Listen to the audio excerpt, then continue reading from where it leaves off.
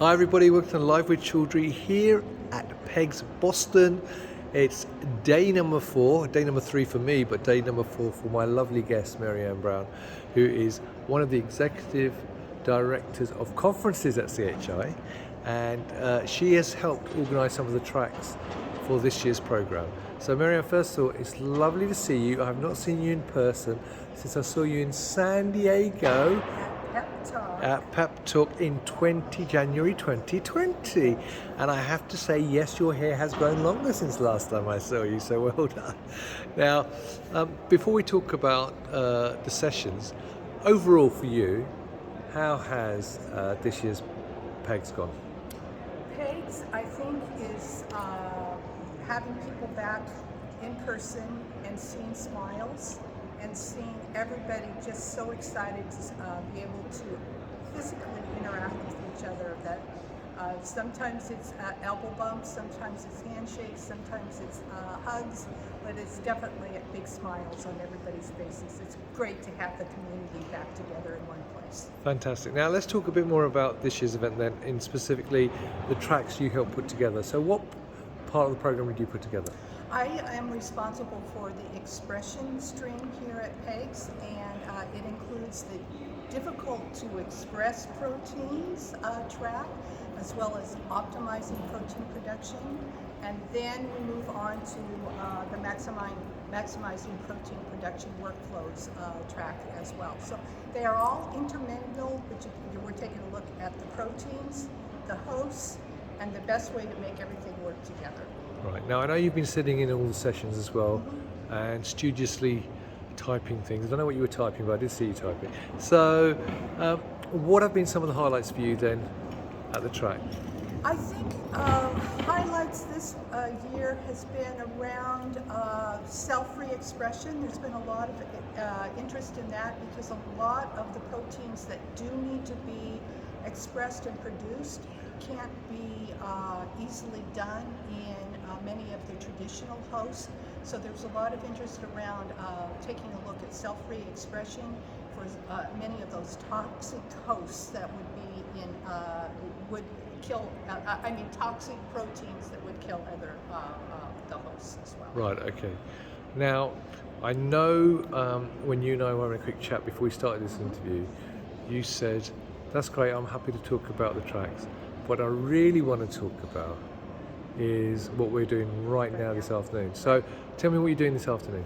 Well, this maximizing protein production workflows is an inaugural meeting here, and it's come as a result of a panel discussion that we've been hosting, starting at Pep Talk and then on to PEGS Europe, and this is the first time that it's been at PEGS Boston, but we've expanded it to an entire track, day-and-a-half track.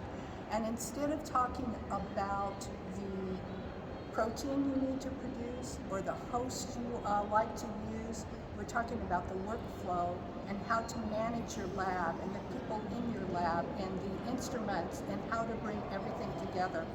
And a lot of these discussions this morning have centered around some of the difficulties over the past few years with the pandemic, getting and retaining good expression and engineers, just the help in your lab, supply chain, how are we going to utilize the space we have in a limited amount, how you work with remote work employees, and especially if they're essential employees and you need to be in the lab. So there's just been so many different aspects of just managing and producing these valuable biomolecules.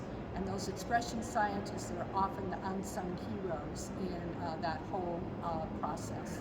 And right now we're doing think tanks, and we're setting around tables, and we're using the community to come together and sort of problem solve. And one of the things came out this morning is maybe with the supply chain, and the reagents are in very limited supply, so even creating that community to share those important reagents, pipette tips, anything that we want to do. So I'm working hard in creating an expression and production community right on inside. Well, that's actually really interesting, because the first thought comes into my head, though, particularly when you talk about shared resources, is about the competitive advantage that companies are trying to keep. So, and I know obviously very different when we had the height of the pandemic and everyone was very, very collaborative, and sharing was obviously a key thing then to make sure that the vaccines could come out and we could save lives.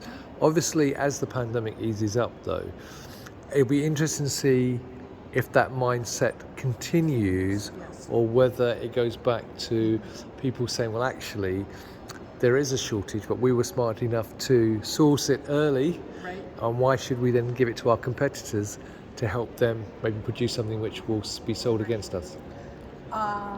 Correct, but I think with a lot of the groups in there, they don't see each other as competitors, Right. but instead collaborators. So if they could help somebody, their neighbor, down the road or across the country, knowing that when there's a difficulty on their end, that neighbor may be able to help them. And we're talking about the reagents, the consumables that Sure. everybody is really needing right now, because there is such a backlog.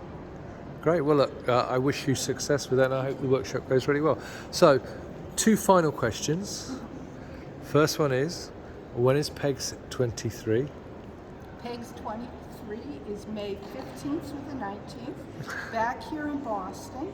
And I don't know if Ruslan will take a point out that way, but we actually have sunshine in Boston today. It's an absolutely gorgeous day. So come to Boston in May. It's one of the best times to be here. Right, and I'm going to ask you one other question, because your other hat, as we alluded to very briefly as you spoke a bit earlier, is your other love, in fact, maybe your main love, is Pep Talk. So when is Pep Talk 2023? Pep Talk 2023 is January 17th through the 19th. I'm not for sure about those dates, but it is going to be the second full week of January. So Yeah. Correct me, Rizwan, if I'm wrong with that one. That's fine. And viewers, to be fair, I've just asked I've just asked MaryAnn out of the blue that question. She didn't know I was going to ask it. So if it is incorrect, then I will put the correct dates in the post as well. So. And then what I will say is, if you're interested, the call for papers shall soon be released for that meeting as well.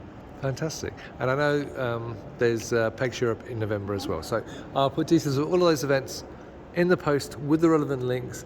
So MaryAnn, all I can say is it's lovely to see you again after such a long time. I know, it's great to finally hear your voice and see you. Somebody commented this week in 3D. It's great to see you in 3D. Well, it's lovely to see you. Well, much. good luck with the rest of the day. I know there's not long left, but enjoy the rest of the afternoon, and I look forward to seeing you sometime in the near future. Thank you. Thank you, Bye-bye. viewers. Until next time, as always, stay well and stay safe. Bye-bye.